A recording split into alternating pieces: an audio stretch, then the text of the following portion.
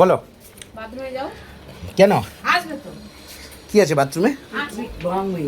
কোথায় দেখি? এই বাথরুমটা কার? বাথরুমটা কার? আমাদের। আমাদের তো। হ্যাঁ। তাহলে এই যে এখানে এগুলো এগুলো কি? ফেলেছো? কে কি কি ফেলেছে? ফেলেছো বলো? কি ফেলেছে? নিজে ফেলেছো, নিজে জল দেবে। কে ফেলেছেটা কি? কে ফেলেছে? এই গুটুগুলো আমি তো কে ফেলিনি। খায়? এগুলো কে খায়? এই সুপুরি সুপুরি কে ফেলেছে? তুমি আমি ফেলেছো? জল দেব না। তুমি আগে তুমি জল দেবে। ফেলেছো, আমি না, ফেলিনি। ওগুলো তুমি ফেলেছো, তুমি জল দেবে। আমি ফেলিনি, তুই জল দেব না ফেলেছিস। কিন্তু তুই ওখানে। ফেলেছিস। আমি ওসব ফেলি না। ওরম- আমি এইসব ফেলিই নি। মা এখানে এসে দেখো।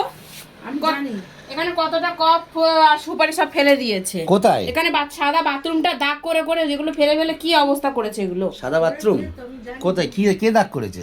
আমি খাইও নি, আমি এটা তো ফেলিও নি। নিজের বাথরুম তো নাকি? আমি ফেলিও নি। তুই ফেলেছিস, তুই খাস। এখানে পুরো দেয়ালটা পুরো সুপুরি লাল কালকে দাগ আমি হয়ে দেখেছি গেছে।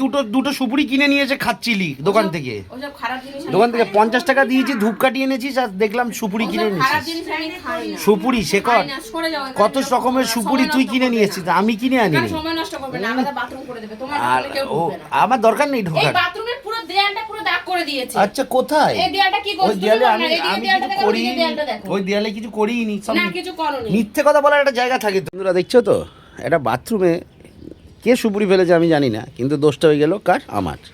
তো যত দোষ সব ছেলেদের, যত দোষ নন্দ ঘোষ, ছেলেদের হচ্ছে সব দোষ। বুঝতে পারছো তো? বল কি হচ্ছে বল। নোংরা করে রাখবে ওখানে অসভ্যের মতো।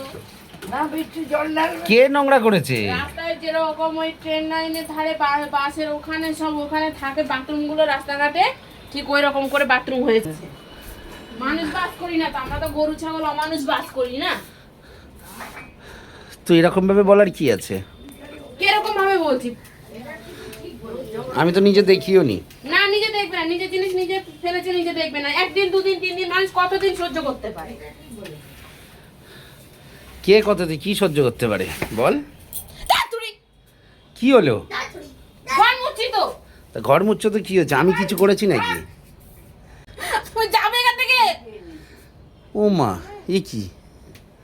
আমি বলছি কিছু করিনি, ফেলিনি। এটা দিয়ে মারবো কিন্তু বলে দিচ্ছি। ও বাবা, এটা তো লাঠি। রাগ করে না, ভুল হয়ে গেছে। আমি ফেলিনি গো। না ফেলেনি তুমি। তুমি আর একদিন ফেলে দেখো, তোমাকে দিয়ে এগুলো পরিষ্কার করাবো।